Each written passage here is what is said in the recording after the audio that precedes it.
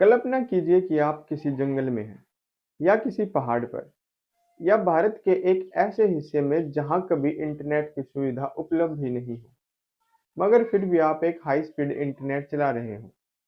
यह कोई science fiction नहीं, यह एक सपना है जिसे रिलायंस जियो ने देखा है। हाल ही में खबर आई है कि जियो 1650 लो अर्थ ऑर्बिट सैटेलाइट को अंतरिक्ष में भेजने की योजना बना रही है। इन्हें करीब पृथ्वी से 650 किलोमीटर की ऊंचाई पर स्थापित किया जाएगा। इसका मुख्य उद्देश्य है पूरे भारत में सैटेलाइट के द्वारा इंटरनेट उपलब्ध कराना। आखिर जियो को इतने सैटेलाइट्स भेजने की जरूरत ही क्यों पड़ी? इसका जवाब छिपा है एलोन मस्क की कंपनी स्पेस एक्स के स्टारलिंक में। स्टारलिंक पहले ही हजारों सैटेलाइट्स स्पेस में भेजकर सैटेलाइट्स के जरिए इंटरनेट उपलब्ध करा चुकी है। जियो भी इसी मैदान में उतरना चाहती है।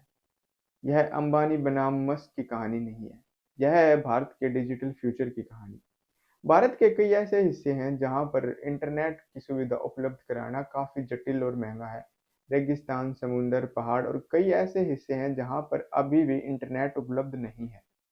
यहीं पर सैटेलाइट इंटरनेट गेम बदल सकता है।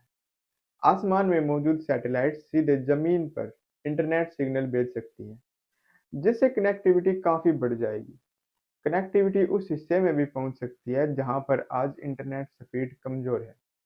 अब सोचिए, अगर यह प्रोजेक्ट सफल होता है तो फ्यूचर में गांव ही नहीं बल्कि एरोप्लेन, जहाज, दूरदर्श औद्योगिक क्षेत्रों में भी हाई स्पीड इंटरनेट पहुंच सकता है। रिपोर्ट्स की माने तो इसकी लागत करीब 10 से 15 अरब डॉलर बताई जा रही है। यह रिलायंस के इतिहास में सबसे बड़े टेक्नोलॉजी निवेशों में से एक है। लेकिन इतनी बड़ी योजना को पूरा करना कोई आसान काम नहीं है।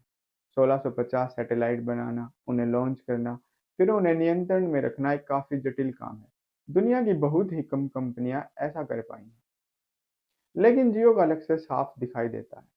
भारत को एक इंटरनेट उपभोक्ता बनाना ही नहीं, बल्कि स्पेस इंटरनेट का निर्माता बनाना भी है। अगर यह प्रोजेक्ट सफल होता है तो आने वाले कुछ वर्षों में भारत अपना इंटरनेट स्पेस नेटवर्क बना सकता है। लेकिन सवाल यह है कि क्या जियो एलोन मस्क को टक्कर दे पाएगी, या एलोन मस्क की बढ़त काफी बड़ी है? आने वाले कुछ वर्षों में यह लड़ाई काफी दिलचस्प होगी।